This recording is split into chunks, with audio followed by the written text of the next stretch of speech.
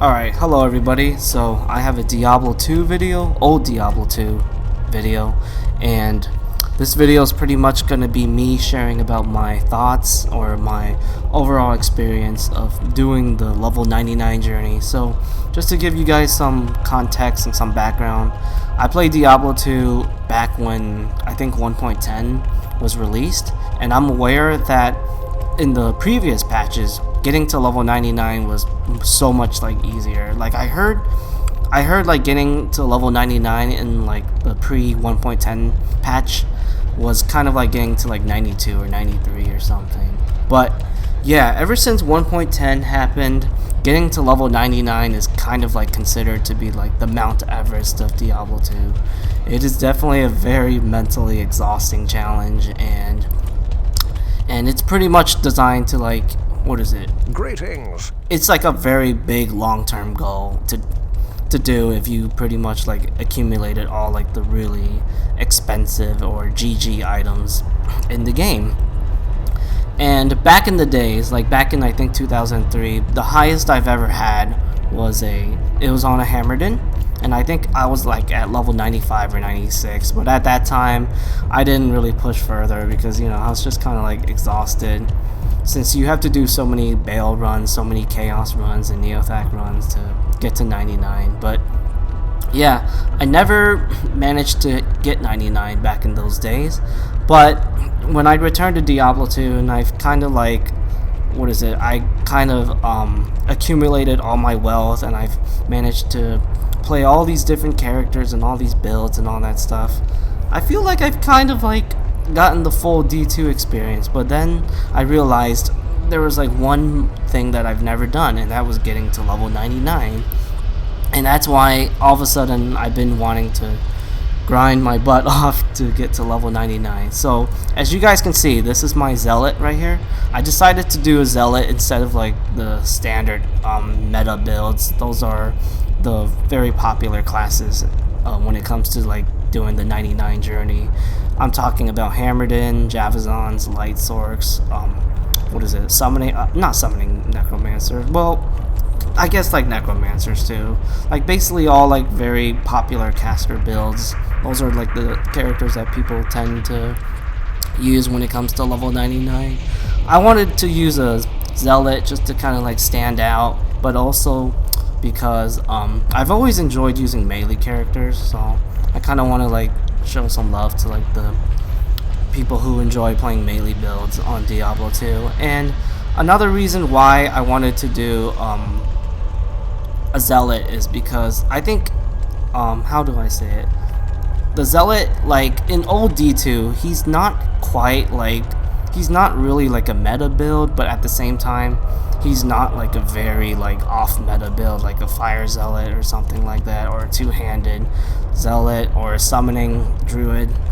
So I feel like it's kind of like the right balance and like the right character to go for 99, and of course just to stand out, of course. But yeah, I am currently at level 98, and that is like the furthest I've ever gotten. And as you guys can tell, I have like probably 25% ish experience, and I still got like 75% more to go. And let me tell you, I've been playing pretty hard here, just running Baal, running Diablo, on and off. Sometimes there are no like public games / bot games, so I would pretty much have to like play it solo, and my god, the experience at level 98, like it's so bad. Like it is so bad. And since the XP was so bad, I decided to kind of like create certain strategies and stuff, because once you're like level 98, there's only like 3 entities in the game that really gives you like quote-unquote decent experience, and that's Diablo, Baal, and Neothak. And pretty much everything else, like they're all there just to slow you down. So when I'm doing like my runs, I kind of have to like play them very aggressively, kind of like a speedrun-ish type of way, because at the end of the day, I just want to get to the bosses. You know, those are like the big juicy targets. And even when I play bot games like on higher player count, player 6, players 8 or whatever, I still get like super little experience. Like it's just insane like how how poor like the experience that you get once you're at this high of a level. But yeah, you know, so far I just want to say like I am having fun, you know, trying to get to my first level 99 character on old D2. And like it's just kind of like one of the cool things about doing this end game activity is just kind of like a reminder of how far I've come when I returned to like Diablo 2 back in like 2017 or 18, I don't remember.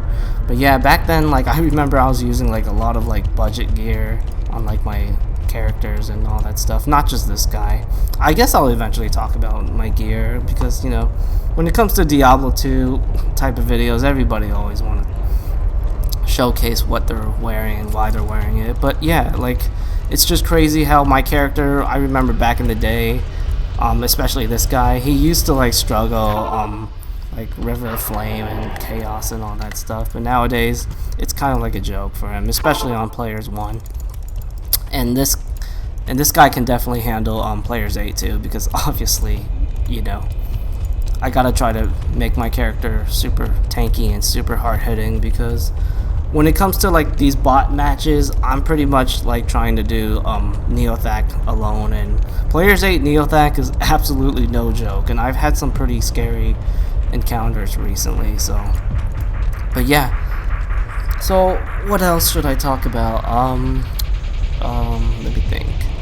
This is pretty much a straight up improvised video, although I did kind of like think about certain things that I wanted to talk about. I guess we should go into the gear, shall we?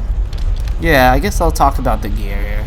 Alright, so I do want to say that when I was like level 96 or 95 or whatever, my gear setup was definitely different too, but I'm constantly trying to like change certain stuff or trying to theory craft certain things, and of course I will be changing this build too, because I kind of want to go back to like my Grief Phase Blade. This was like the weapon that I was using for like the longest time until I found like a Zod rune in what is it? I found a Zod rune when I was like around 96, and I think I was like around here. Found a Zod rune on the 3rd Bale wave, and I eventually made a Breath of the Dying, and I kind of went for like a more defensive setup. Breath of the Dying, even though it's not quite as hard hitting as Grief, but I found myself being like way more tankier using Breath of the Dying. And not only that, like Breath of the Dying is just super awesome. Like it's a really stylish weapon, definitely more like a trophy type of item, but it's still very, very good too. And I will eventually tell you why I'm using Bot D later on. But helmet, Vampire Gaze, this is like a great helmet for like end game or even like mid game for Diablo 2, and this is one of like my better roles here. I've actually found this Vampire Gaze the moment I killed Diablo when I got to 98, so I thought that was like a cool little like reward that Diablo gave me. And another reason why I use this helmet is because it back when I played Diablo 2, like this was my favorite helmet to ever find, because when I remember when I was using like my Zealot and I found this freaking helmet, like it changed everything. Like it was such like a big upgrade. And yeah, this is my all-time favorite helmet, so I gotta use it, especially if I'm trying to get to 99. Amulet is pretty standard fare. High Lords, best in slot for melee characters. Enough said. Shield, Herald of Zakarum, probably my all-time favorite shield for a Zealot or just in Paladins in general. It's just so good. Like all the stats are very good, and I put a 15 IAS 30 light res jewel just to overstack my resistances against souls, especially against like Conviction Aura Souls, Conviction, what are those guys, like the beetles and those like, what is it, those lions that shoot like the lightning bolts at you. So yeah, I really just want to have like insane amount of light res, just protect myself from like Conviction Aura, so you know I could I don't have to like focus so hard, because when you're doing like Bale runs and Diablo runs for like so many hours straight, the fatigue will start to kick in, and you you kind of don't want to like, you know, focus too hard, if that makes any sense. Alright, the armor, Chains of Honor, excellent armor. Pretty much I'm mostly using it for like the overstacked res, the magic find, the DR, and the lifesteal. It's really like the defensive stats that really makes me enjoy using this armor, and everything else is all good too. And another reason why I use this armor is because I do use this character as my primary Uber killer, so I gotta use COH. I think COH is really the best armor when it comes to like doing Ubers. Like, all the stats are absolutely meaningful for Ubers. Even like the magic find, you know? Like, you'll never know if that 25% MF will actually get you something cool while killing all those trash mobs in like Ubers. But I'll eventually talk more about that later on. Gloves are pretty standard fare, laying of hands. I think this is best in slot for PVM melee builds. Enough said. My perfect bulk cathals, what is it? This ring model right here, this is actually my favorite ring model in the game, and it's really awesome that I got a perfect BK ring. Dungles, just for damage reduction, high amount of life, and of course, Ravenfrost. I've recently found this Ravenfrost. This is my first Ravenfrost. Here's my old Ravenfrost right here. So yeah. It's really cool that I finally found my first perfect Ravenfrost, and this is one of like my very best Ravenfrost I found before this one. And boots, standard, just gore riders, and I got like a bunch of random like AR max damage, light res, or health, all that type of stuff with charms. And I have like a Geeds here because I want to find stuff, and as you can tell, I have no Annie on my freaking character because unfortunately I don't think it's possible to like find an Annie nowadays in old D2 unless like you know somebody that can help you dupe the SLJs. I've only encountered like one moment where like I saw like the SLJs being sold to merchants, and I remember I stayed in that game for like an hour and D-clone never spawned, so it's kind of a shame that I might not find an Annie, or I probably might not ever found one in old D2, but I don't know. It would be pretty cool to like get an Annie again in this game, because in D2R, like, I really enjoyed how they made Annie a lot more accessible to get, and I barely play D2R and I have like 4 or 5 Annies. Like, Annies is pretty much a joke in D2R, at least on Battle.net, that is.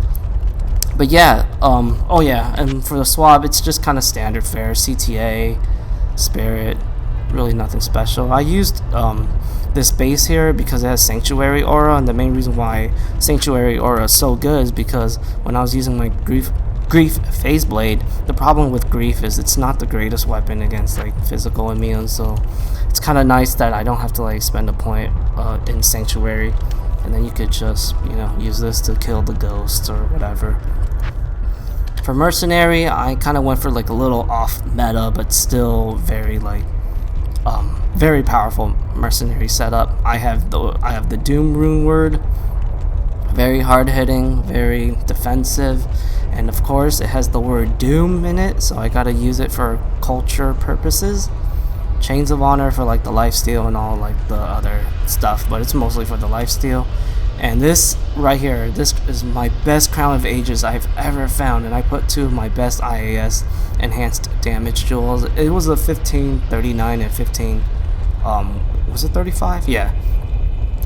And I use it in my COA, and I decided to put it on the Mercenary. I sometimes do use this weapon, use this item for myself too, because I really do like COA.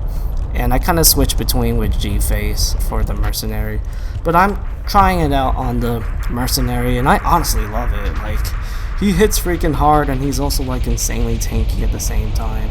Like, it's pretty crazy how fast he hits with the IAS jewels, and even like when he's frozen, he's still like hitting really hard.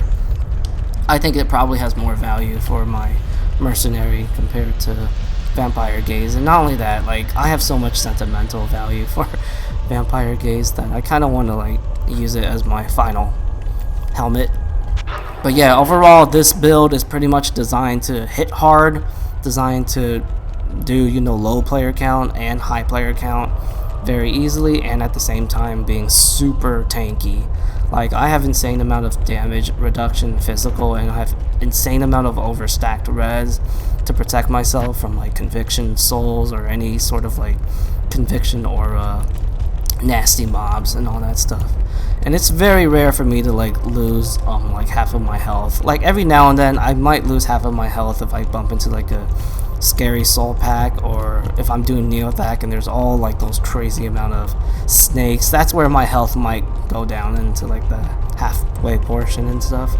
But for the most part, you know, I felt so much tankier using like Breath of the Dying versus Grief. And the great thing about using Breath of the Dying is I kind of went for like a little hybrid I went for like a hybrid Zeo Paladin and Avenger setup. So this is how I used to break physical immunes. I use Conviction Aura, and I basically use 1 point Vengeance, and believe it or not, I pretty much just destroy like physical immunes real easily. Even on Players A, I could pretty much just destroy physical immune boss packs so much like faster compared to using like my Lacerator on like a physical immune mob. So yeah, this is like a really like specialized setup that can only be it can only like work with Breath of the Dying, because Breath of the Dying, for people who aren't like too familiar with melee builds, bot D is actually very good for like Avengers. So that's why I kind of went for like a Zealot Vengeance hybrid setup. So that is why I am not using Reaper's Toll for my mercenary, and I could like give my mercenary something else here. And overall, I really love this setup. I think I should have like used this setup like way long time ago, because before I changed it into like this Zealot Avenger hybrid, I was kind of like using like the standard Zealot build. Like, I maxed all like the important skills, and then I maxed Defiance, and then I put the rest into like Blessed Aim. Like, that one was fine, but I think this is way better. Like, the amount of quality of life that you have with this setup, like, you just can't go back to like the standard Zealot setup. You just can't. And that's one of like the best thing about using bot D, at least on a Zeo Paladin versus Grief. It just gives you that sort of like quality of life, and just like very good at like breaking the quality of life, and like the amazing the amazing survivability that it provides. And also like the 30 to all attributes.